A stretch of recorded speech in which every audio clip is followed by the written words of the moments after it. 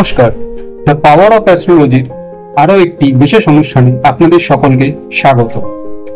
Scientific astrology এমন একটি subject যেটা নিয়ে যত আমরা কথা বলবো, যত আলোচনা করবো এবং বিভিন্ন দিক নিয়ে যত আমরা কথা বলবো এবং সেটাকে কাটাছেড়ার মধ্য দিয়ে আলোচনা করব, তত আমরা সেই বিষয়টা সম্বন্ধে খুব ক্লিয়ারলি বুঝতে পারবো এবং তখন তার গুরুত্ব বা প্রয়োজনীয়তা কতটা আমাদের জীবনে সেটাও অনুধাবন করব।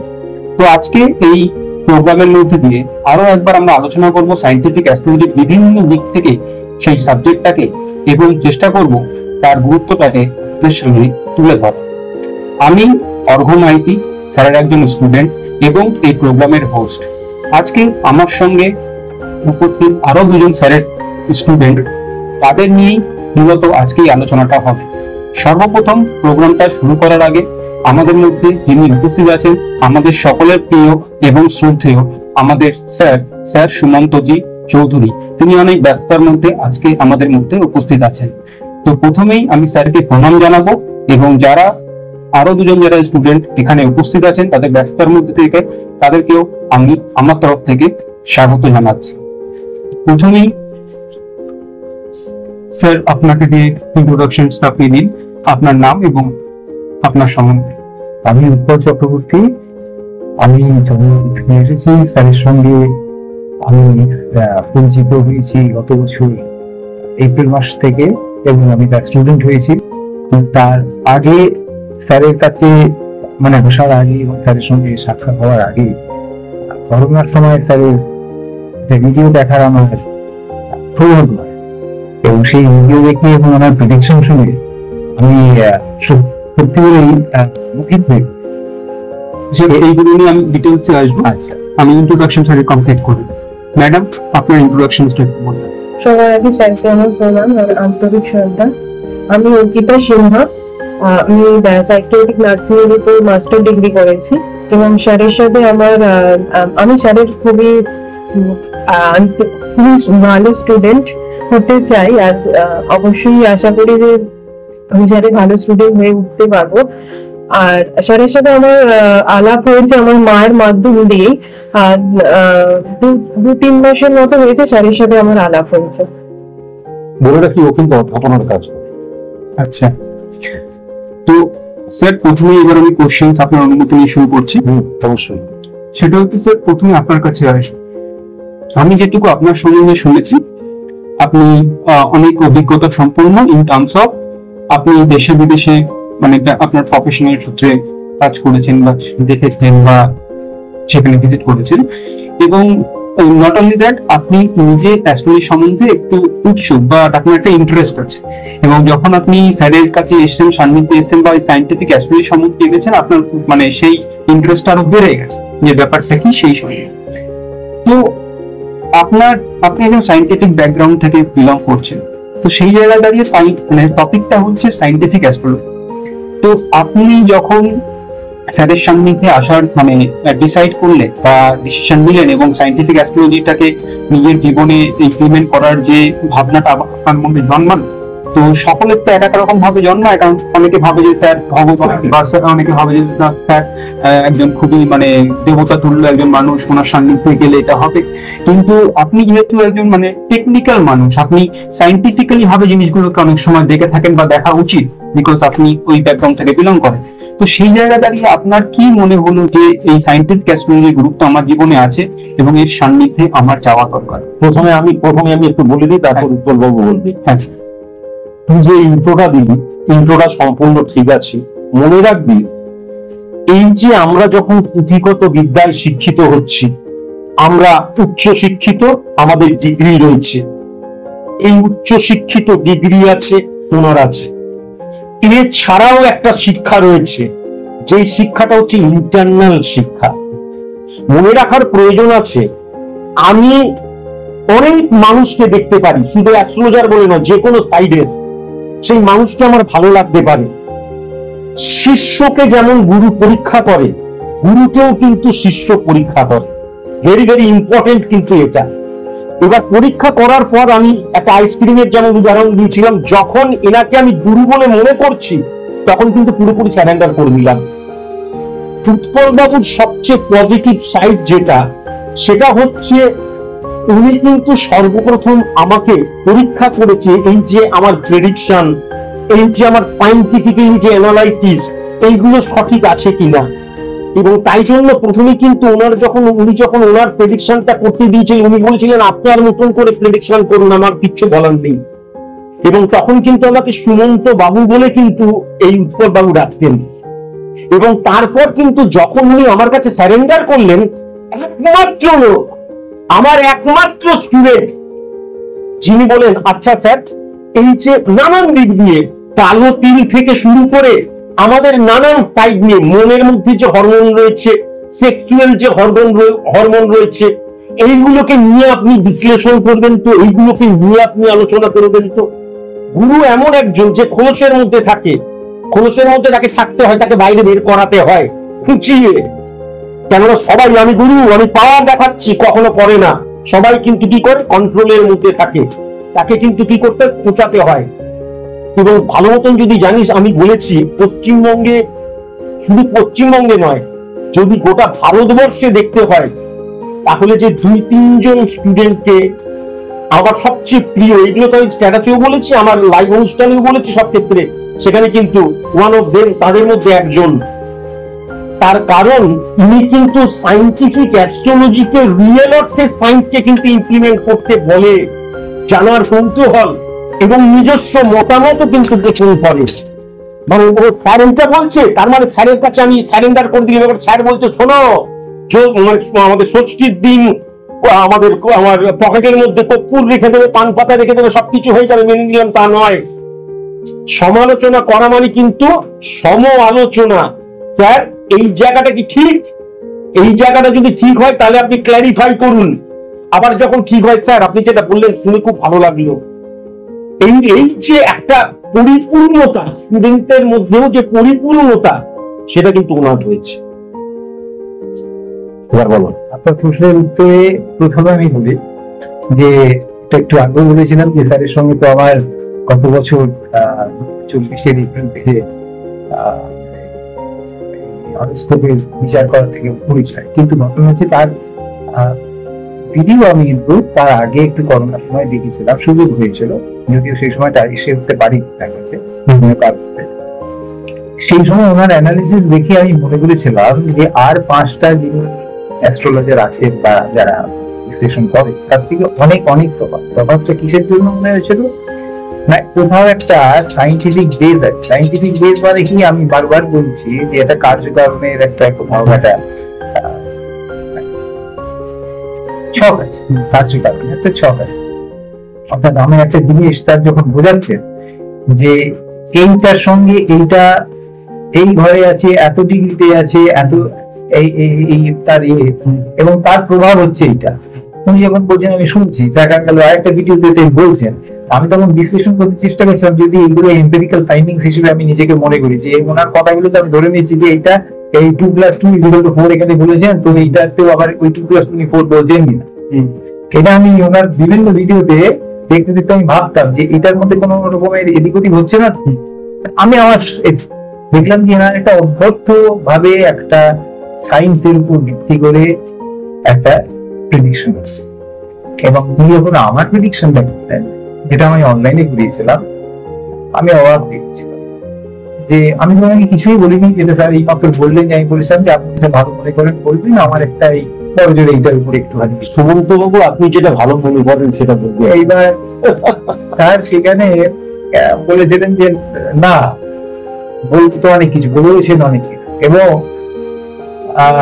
একটা বিশেষ আমি দেখুন এই অ্যাস্ট্রোলজার ওই অ্যাস্ট্রোলজার কাছে যাই, সেটা কিন্তু বলে দিন যে আপনি যাত্রার কাছে যান না, যাত্রার কাছে গিয়ে আপনি একটু হাতটা দিয়ে দিন বা একটু নলসুপটা বিচার করে দিন, কিংবা এক কিছু উপায় বলে দিতে পারেন না। উনি একটা অভ্যর্থ কথা বলেছিলেন, কিন্তু ঘটনা হলো ওনাকে যখন আমি আমার বিশ্লেষণটা করতে দিয়েছিলাম, সেইখানে কিছু কিছু কথা এমন বলেছিলেন যেটা আমি কোনো রকম আঁচ দিইনি, ইচ্ছে করি আমি ওনাকে ওটাই জায়গাটাকে আমি চেপে রেখে দিয়েছিলাম যে দেখি তো উনি বলতে পারেন কিনা। উনি অভ্যর্থ ভাবে বলে দিয়েছিলেন যে এইটা এইটা এইটা এরপর থেকে কিন্তু এইটা। তখন আমার মনে হয়েছিল না, যেটা আমি লিখেছিলাম করোনার সময়, এই একই মানুষটা এখনো পর্যন্ত সেই আছে, এবং একটা পুরোপুরি সাইন্টিফিক বেজের উপর ভিত্তি করে ওনার ক্যালকুলেশন, যেটা উনি বলেন যে আপনার রিয়ালিটি, পিওরিটি এবং অ্যাকিউরেসির উপর থাকে, যে একটা রিয়ালিটি থাকবে, বাস্তবতা থাকবে, পিওরিটি থাকবে, একটা বিশুদ্ধতা থাকবে, আর অ্যাকিউরেসি থাকবে, একটা নির্ভুলতা থাকবে। এইটা যে উনি এতটা ডেপথে গেছেন এবং সেই ডেপথে উনি এই জিনিসটা করছেন, আমার কাছে খুব খুব একটা ভালো লাগছে। সেটার জন্য তোকে একটা ছোট্ট এক্সাম্পল দিই। হরিয়াপুকুরের চেম্বারে তুই এসেছিলিস, তুই যখন হরিয়াপুকুরের চেম্বারে আমার চেম্বারে ঢুকলি, তার আগে একজন মহিলা এবং একটা বাচ্চা ছেলে এসেছিল, মনে আছে তো? একটু অ্যাবনর্মাল টাইপের। ইম্পর্টেন্ট শোন, লোকে বলে স্যার চিৎকার চেঁচামেচি করে, তুই করে। এখানে তো কোনো এক্সপোজারের নাম বলা যাবে না। মা এবং একদম বাচ্চা একটু অ্যাবনর্মাল টাইপের। অ্যাবনর্মাল কেন সেটা তার ব্যক্তিগত ব্যাপার, সেটা নিয়ে আমি আলোচনা করব না। তো আমার কাছে এসছে, আমি তখন প্রেডিকশন করলাম। প্রেডিকশন করে দেখা যাচ্ছে কি, শরীরের গ্রোথ হচ্ছে কিন্তু মনের গ্রোথ হচ্ছে না। বুঝতে পেরেছিস তো? এবং মানসিকভাবে ফ্লাকচুয়েশন এবং সেই শৈশবই তার মধ্যে থেকে গেছে। আমি বললাম যে এই ছেলেটাকে নিয়ে বাসে করে এত দূর থেকে আপনি এলেন কি করে? হ্যাঁ, তো যেদিন যে ওর যে প্রেডিকশনটা করলাম, তারপরে কিন্তু এরা এসেছিল বিশেষ কারণে। তখন বলছে ওর বাবার অ্যাস্ট্রোলজারকে বা অ্যাস্ট্রোলজিকে বিশ্বাস করে না। আমি আবার বলছি, আমি যে কথাটা বলবো প্রত্যেকটা প্রমাণ আমি দেখিয়ে দেবো, দেখিয়ে তো দিয়ে এসছি। অনেকে তো ভেবেছে স্যার বাড়ি বুনি বলছে, অনেক কিছু করছে, প্রমাণ একদম তত্ত্ববোধ দেখিয়ে এসছি। এবং কেউ যদি প্রমাণ চাই, যে কোনো মুহূর্তে যে কোনো সময় দেখিয়ে দিতে পারি। আর তুই তো নিজেই জানিস, ও তো আর মিথ্যে কথা বলবে না এখানে একটা অধ্যাপিকা হয়ে। ও ওর আগেই এসেছিল, এবার পাশেই বসেছে, যাই পাশেই বসেছিল। যখন মানে আমি যখন আসিনি, তখন যে রুমটাতে বসেছিল পাশেই বসেছিল। শোন, তখন বলছে আমি জিজ্ঞেস করলাম অ্যাস্ট্রোলজারকে বিশ্বাস করে না কেন? এটা তো খুব ভেরি ভেরি ইম্পর্টেন্ট। একজনকে আমি বিশ্বাস করি না, এবং এটা শুনলে আমার মাথা গরম হয়ে যায়। কেননা তুই খুব ভালো মতোই জানিস, তুইও অশিক্ষিত নয়, তুমিও অশিক্ষিত নয়, ও অশিক্ষিত নয়। অ্যাস্ট্রোলজি একটা মারাত্মক পাওয়ারফুল সাবজেক্ট। তখন বলছি আমি একজন অ্যাস্ট্রোলজারের কাছে গেছিলাম, আমি নামটা যে কোনো মুহূর্তে বলতে পারি, কাউকে ডরাই না, কিন্তু প্রফেশনাল এথিক্সে সেই নামটা করা যাবে না। তাই বলছে বাবা মা সেই সন্তান গেছে, যাওয়ার পরে কি হয়েছে শোন। বলছে পকেট থেকে একটা জিনিস উনি বের করলেন। একটা চ্যানেলে আমার আগে না আমার পরে তিনি অনুষ্ঠান করেন, আমার মুখে না নামগুলো চলে আসে। পকেট থেকে কি একটা বের করে হাতের মধ্যে ঠেকিয়ে ছেড়ে দিয়ে বললো, ও বাবা ওকে তো কালা জাদু করা হয়েছে। তুই চিন্তা কর, ওর কোনো প্রেডিকশন করা হলো না। ওর date of birth, time of birth, place of birth, calculation, prediction. যেই লোকটা সারা বিশ্ব ঘুরেছে, সেই লোকটা তো প্রেডিকশন কেন দেখবে? কে রাই তুই আমাকে বল। তুই আমাকে বললি 4 লাখ টাকা দিলে, শোন এটা অনেক অফেন্সিভ কথা হবে, কিন্তু কথাটা মিথ্যে নয়। 4 লাখ টাকা দিলে পরে আমি আপনাকে চাকরি দেব। তুই মারাত্মক নেগেটিভ কাজ করছিস। 4 লাখ টাকাটা আমিও দিচ্ছি, তুই যদি দায়ী হোস তাহলে আমিও দায়ী। তাহলে যখন সে প্রেডিকশন করাতে গেল, যতই টাকা নিক, 501, 1501, 2001, দেখে লাভ নেই। আমার মতন 3000 টাকা কারোর ফিস নেই, সেটা বাদ দিয়ে দে। কিন্তু সে কি করলো, টাচ করে বললো কালা জাদু।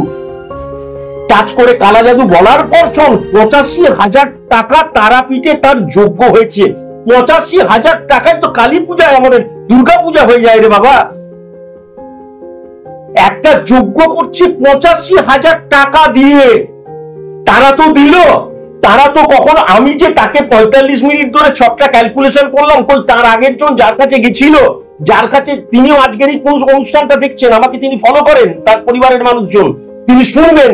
তিনি একবার প্রশ্ন করলেন না যে আমাকে যে আমার ছেলেকে যে কালা জাদু হচ্ছে বললেন, কেন বললেন, কি কারণের জন্য, সেটা তো বোঝান। কেননা date of birth, time of birth, place of birth দ্বারা জন্মছক, এই মোবাইল ওই মোবাইল ওই মোবাইল সব মোবাইলেই বেরোয়। তাই জন্য স্পট ইমপ্লিমেন্টেশন ছক বেরোয় না। মানুষ বুদ্ধি হয়ে রয়েছে, তাই জন্য বলে এআই দ্বারা কিন্তু এখন সব কিছু বলা যায়, কোনোদিন বলা যায় না। তুমি যে দ্বারাই ক্যালকুলেশন করবে, তোমার date of birth, time of birth, place of birth দ্বারা, আমি বলেছিলাম কি, যখন আমি জন্মাচ্ছি তখনকার ছকটা ক্রিয়েট হচ্ছে, জন্মছক ক্রিয়েট হচ্ছে। কিন্তু জন্ম ছকের সময় মূলত আমার যে শরীর আর আমার যে মন ছিল, আবার যদি 20 বছর বয়স হয়, 50 বছর বয়স হয়, 40 বছর বয়স হয়, যত বছরই বয়স হোক, সেই মন আর সেই শরীর কখনো থাকবে না। এটা তোকে মাথায় রাখার প্রয়োজন আছে। আমাদের তো মাথায় আছে ওয়াক ডাক্তার না কুয়াক ডাক্তারের কাছে যাওয়া আর আসল এমবিবিএস এর কাছে যাওয়া। তাহলে যখন আমি কোন অ্যাস্ট্রোলজারের কাছে যাচ্ছি না, সেই ডিফারেন্সটা কেন আমি দেখছি না?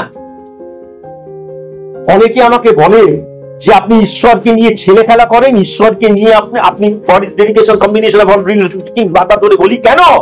তার কারণ আজকের দিনে সবচেয়ে যদি কাউকে নিয়ে ছেলে খেলা করা হয়, সেটা ঈশ্বরকে নিয়ে ছেলে খেলা করা হয়। সবচেয়ে বেশি ঈশ্বরকে সামনে রেখে নোংরামি করা হচ্ছে। তুই ভাবতে পারছিস সে যে গেল, যাওয়ার পরে তার কালা জাদু করেছে, 85,000 টাকা নিয়ে তারাপীঠে যজ্ঞ করলো। তারাপীঠে কেন করলো? বাবা তারাপীঠ শ্মশানে যজ্ঞ, ঠাকুরকে সামনে রেখে শুধু না, অ্যাটমসফিয়ার বাবা যজ্ঞ। তারপরে আবার চলে এলো। তারপরে কি হলো? অ্যাস্ট্রোলজি কোনো সাবজেক্ট নয়। আপনার ছেলেকে যেই অ্যাস্ট্রোলজারটা প্রেডিকশন না করে যে মানে যে সিদ্ধান্তের কথা শোনালো, সেটা কি অ্যাস্ট্রোলজি? অ্যাস্ট্রোলজি তো নয়। সাইন্টিফিক অ্যাস্ট্রোলজি আর অ্যাস্ট্রোলজির মধ্যে কোনো পার্থক্য নেই। আমি কতিবার বলেছি, উনি একজন অ্যাস্ট্রোলজার আর উনি একজন সাইন্টিফিক অ্যাস্ট্রোলজার, একই জিনিস। শুধু যেই সাবজেক্টটার রিয়েলিটি, পিউরিটি, অ্যাকুরেসি যিনি জানেন, তিনি কিন্তু সাইন্টিফিক অ্যাস্ট্রোলজার। অ্যাস্ট্রোলজারদের মধ্যে আজকে এত ফ্লাকচুয়েশন এবং এত নোংরামি, তাই জন্য স্পেসিফিক ভাবে কিন্তু জানান দেওয়ার জন্য বলা হচ্ছে সাইন্টিফিক অ্যাস্ট্রোলজার। তাই জন্য তুই খুব ভালো মতোই জানিস, তুই তো জানিসই, আমার কাছে কয়েক মাস হলো এসেছিস। কেউ যখন আমার কাছে আসে তখন আমি একদম পুরো ছকটাকে অ্যানালাইসিস করে ছিন্ন ভিন্ন করে দিই। তোকে কোনো প্রশ্ন করার কখনো প্রশ্ন আসবে না, তোকে কখনো এরকম স্পষ্ট করে কি হচ্ছে কখনো দেখার কোনো প্রশ্ন নেই। পৃথিবীতে কালা জাদু বলে পৃথিবীতে কোনো কিছু হতে পারে না। মিথ্যে কথা। এই মিথ্যে কথাটা অন্য একটা সাবজেক্ট হয়ে যাক, হাত দেখা অ্যাস্ট্রোলজি সাবজেক্ট হতে পারে না, এটা অন্য কোনো সাবজেক্ট হয়ে যাক, বারবার ধরে বলেছি। কিন্তু এই যে হাত দেখা, তারপরে হচ্ছে সংখ্যাতত্ত্ব পার্ট অফ অ্যাস্ট্রোলজি, আর আমাদের যে বাদবাকি যা কিছু হোরা পদ্ধতি অ্যাস্ট্রোলজি সাবজেক্টের মধ্যেই পড়ে না। তাহলে কেউ যখন আপনার date of birth, time of birth, place of birth নেই, হাতটা দেখাচ্ছে, তাহলে যে হাতটা দেখতে চাইছে সে যেমন অ্যাস্ট্রোলজার নয়, যে হাতটা দেখাচ্ছে সেও তো ভালো মতো না জেনেই চলে গেছে।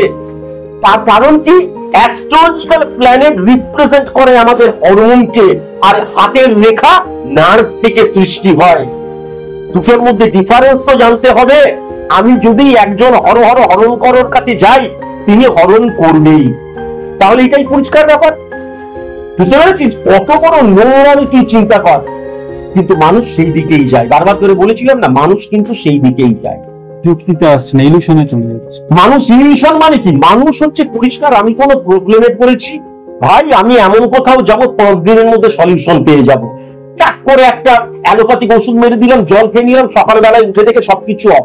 তা না হলে বশীকরণ স্পেশালিস্টরা 5-6টা করে আশ্রম করছে, কোটি কোটি টাকা, গলার মধ্যে শুধু চেনটাই পড়ে থাকে, সেটা আমার সারা জীবনের ইনকাম।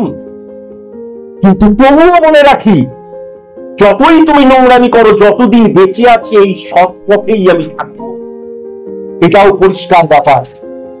এই জন্য এনারা কম পাওয়ারফুল নয়, বিরাট পাওয়ারফুল, বিরাট শিক্ষিত। কিন্তু তবু তুই দেখবি যখন প্রোগ্রাম অনুষ্ঠানের আগে তারা আমার 5 লাখ, এই যে সম্মানটা কিসের জন্য? ইনি যে কারোর কাছে 5 হবে, হয়তো মা কালী, মা দুর্গার কাছে পর্যন্ত 5 হবে না। ওরা তো দেখেই বোঝা যায় সেই টাইপের। আমি যেটা লাইভ অনুষ্ঠানে বলেছিলাম। তাহলে কিসের জন্য? আমার কাছে ওই যে বললাম, একজন আসুক তাও ঠিক আছে, যদিও সেটা হয় না, লোকের ভিড় হয়, কিন্তু একজন আসুক। কিন্তু এই নোংরামিটা ঠিক নয়। এই নোংরামি করবে মানে বেশিরভাগ অ্যাস্ট্রোলজার, আর তার ফলে দোষ হয়ে যাবে কি অ্যাস্ট্রোলজি সাবজেক্টটা ফালতু সাবজেক্ট। ও অ্যাস্ট্রোলজার, ও অ্যাস্ট্রোলজার, এইটা ভাববে। কিন্তু অ্যাস্ট্রোলজার চেয়ে ডাক্তারের চাইতে বেশি পাওয়ারফুল। এইখানে বসে একজন ডাক্তার বলে গেছে যে আমার জীবনটা চলছিল না, উনি এমন করলেন জীবনটা নাড়িয়ে দিল, এখন চেম্বারই চেম্বার। ঠিক বলছি কিনা? এবার প্রশ্নটা ম্যাডাম আপনার কাছে আমি আসবো, তার আগে একটা কোশ্চেন স্যারকে করতে যাই, আগের কোশ্চেনের সঙ্গে। তো আপনি তো স্যারের সান্নিধ্যে আসলেন, মানে আমাদের স্যারের সান্নিধ্যে আসলেন এবং সায়েন্টিফিক অ্যাস্ট্রোলজি সম্বন্ধে জানলেন এবং সেটাকে নিজের জীবনে ইমপ্লিমেন্ট করার গুরুত্বটা অনুভব করলেন এবং ইমপ্লিমেন্ট করলেন। তো আপনি ইমপ্লিমেন্ট করার পর স্যার তারপর তো গাইড করেন, যেটা প্রসেসের মধ্যে আছে স্যারের সিস্টেমে। তো আমি জানি না আপনি রেমিডিয়াল প্রসেসে অ্যাপ্লিকেশন করেছিলেন, তো রেমিডিয়াল প্রসেস অ্যাপ্লিকেশন করার পর তার ইফেক্টটা আমরা সবাই বুঝতে পারি, আমিও করেছি রেমিডিয়াল প্রসেস এসে। তো আপনি যখন বুঝলেন, বুঝে সায়েন্টিফিক অ্যাপ্লিকেশন মানে সান্নিধ্যে আসলেন, তারপর যখন রেমিডিয়াল প্রসেস আপনি করলেন, করার পর তো এটা তো ক্লিয়ার যে এইগুলো সবই হরমোনসের উপর আমাদের ইম্প্যাক্ট করে, এবং সেক্ষেত্রে দাঁড়িয়ে একটা তো পরিবর্তন সবার জীবনে আসবে, এটা আনডাউটফুল, মানে কোনো ডাউট নেই এটার মধ্যে। দেন কি হচ্ছে, আপনি তো একটা টেকনিক্যাল মানুষ, যখন আপনি ইমপ্লিমেন্ট করলেন তারপরে কি চেঞ্জেস আপনি মনে করলেন, ইমপ্লিমেন্ট করার আগে কি মনে হয়েছিল, সব দিক থেকে এটা আপনার অনুভব মানে অভিজ্ঞতাটা আপনি একটু শেয়ার।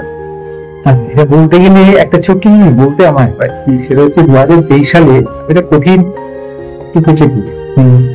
স্যার জানেন, সেটা একদম মানে কঠিন অসুখ, এবং সেখানে আমার ডাক্তার আরে পরিষ্কার ব্যাপার, কর্কট রোগ কিন্তু ওই সমস্ত বেকার জিনিস আমি বলে দিয়েছিলাম, ওই সমস্ত কর্কট রোগ ফর্কট রোগকে আমি পুছি না, এবং আজকের দিনে উনি রোগ মুক্ত। সেটা আমি বলতে চাইছি যে মানে আমার যে রোগটা হয়েছিল সেটা বলেই দিলেন, এবং সেটা 4 স্টেজ মেটাস্টেসিস ছিল। যাই হোক, আমি অপারেশন করেছিলাম 24 সালে, যখন আরেকটা অপারেশনের আগে যখন ওনার হলো, তারপরে উনি আমাকে যখন আমি লড়াকু ছিলাম, তার সেটা বলেছেন জানেন, ছিল না, এখনো আছে। হ্যাঁ, আমি লড়াকু ছিলাম, এবং লড়াকু আবার ছিলাম কেন, এখন আছি। এবং ওনার সঙ্গে যখন আমার 24 সালের যখন হলো, উনি যখন আমাকে রেমেডি দিলেন, আমি সেই রেমেডি অ্যাপ্লাই করলাম। অ্যাপ্লাই করার পরে প্রথম কথা, আমি এখানে একটা কথা বলতে চাই, মানে আমার ওখানে স্যারের পাশে অধ্যাপিকা আছেন, সেটা একটুখানি একটা জিনিস বলে নেব। সেটা হলো যে একটা তো ইমোশনাল কানেক্ট থাকে, মানে ওনার সঙ্গে আমার 13 এপ্রিল আমার মনে আছে, আমি ওনাকে অনলাইন বিচারের জন্য দিয়েছিলাম, সেটা শনিবার ছিল অনলাইন, এবং আমার মনে আছে, এবং ওনার সঙ্গে আমার 13 অগস্ট সশরীরে দেখা হয়েছে। তখন আমি এই অ্যাম্বুলেন্স করে যেতাম আর আসতাম, ঠিক আছে। এবং 13 অগস্ট সেটা মনে হয় মঙ্গলবার ছিল, এই শনি আর মঙ্গলবারের একটা কোথাও একটা স্যার হয়তো মুভমেন্ট কি আছে না আছে জানি না, কিন্তু এই ওনার সঙ্গে দেখা হওয়ার পর আমার যেটা মনে হচ্ছে, এই যে স্যার তখন আমাকে মাথায় হাত রেখে একটা বললেন, এটা আমার বারবার একটা সাইন্টিফিক জায়গা মনে হয়েছে, আমি একটু শেয়ার করে নিচ্ছি। সেটা হলো যে আমাদের যে emotional part of the brain থাকে, emotional part of the brain একটা তো আছে, যেটা আমাদেরকে লিম্বিক এরিয়া বলা হয়। লিম্বিক এরিয়া, সেই লিম্বিক এরিয়াতে একটা রেজোনেন্স হয়, একটা রেগুলেশন হয়, আর একটা রিভিশন। এটা অধ্যাপিকা ম্যাডাম আরো ভালো করে বলবেন, কিন্তু পরবর্তীকালে লিম্বিক এরিয়াতে এই যে একটা ধরুন রেজোনেন্স, এই যে মাথায় এরকম যখন হাত দেয়, এটা চিকিৎসা পদ্ধতির একটা যেটা সাইন্স, মাথায় যখন এরকম হাত দিলেন বা উনি যখন এসে কথা বললেন, এটা ওনার এনার্জি আর আমার এনার্জি জায়গাটা, সেখানে একটা রেজোনেন্স তৈরি হয়, ঠিক আছে, সায়েন্স কিন্তু এটা।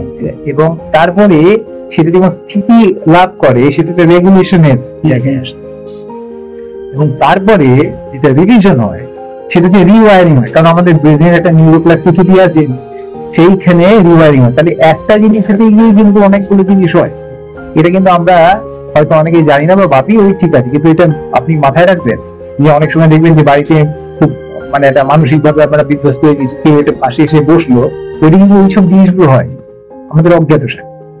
তা উনি আমাকে যখন অ্যাপ্লিকেশন করতে বললেন, অ্যাপ্লিকেশন করার পর তারপরে আরেকটা প্রবলেম হয়েছিল বলে আরেকটা প্রায়শ্চিত্ত একটা জায়গাতে করেছিলাম। করার পরে আমি লড়াকু ছিলাম আছে আমার, তাতে এই এখন এই প্যান্ট জামা পরে আমি যখন ওনার চেম্বারে এসেছি, উনি আমাকে বলেছেন যে আহ্বান করেছেন যে আসতে হবে, এবং আমি বলেছিলাম যে স্যার আমার কিছু নেই, জানেন কিছু অসুবিধা আছে, পারিবারিক অসুবিধা আছে, আমার মা অনেক মানে বয়স্ক, কিন্তু উনি আমাকে বলেছেন মানে ওটা একটা আদেশ আমার, এবং আমি সেই অবস্থাতে চলে এসেছি, আমি বেঁচে আছি, লড়াই করছি, লড়াই করতাম, এবং ওনার কাছ থেকে যে জিনিসটা পেয়েছি আমি, যেটা আমি রোগ মুক্ত হচ্ছি, এবং পুরোপুরি আমি রোগ মুক্ত হচ্ছি। ডাক্তাররা ডাক্তারের কাজ করছে, আমি আপনাকে বারবার বলি, ওনার একটা 3টে জিনিস আমার ভালো লাগে, তার মধ্যে একটা ছোট্ট করে বলে নিই। ফার্স্ট এন্ড ফরমোস্ট, ওনার যে সাবজেক্ট হলো অগাধ পান্ডিত, এবং সেটার ইমপ্লিমেন্টেশনে একদম নিখুঁত একটা, এটা আমার খুব ভালো লাগে, যার জন্য ওনাকে। 2 নম্বর জিনিস হলো যে উনি একবার কানেকশন স্থাপন করার পর কেটে দেন, মানে উনি কিন্তু নিজেই চার করে বলেন যে এই এটা ওইটা সেইটা, যেসব ছাত্রছাত্রী ওনার আছে। আর 3 নম্বর হচ্ছে ওনার একটা আমি দেখেছি মানুষ হিসেবে একটা মানে বালক সুলভ কিশোর সুলভ একটা মন আছে, যেটা একটা পবিত্রতা আমার কাছে ভীষণ লাগে, বুঝতে পেরেছেন? এই জন্য আমার কাছে ওনার একটা বিরাট মানে উনি আমার কাছে একটা বিরাট নমস্য একজন ব্যক্তি হয়েছেন, এবং এটা আমার দায়ী বিরাট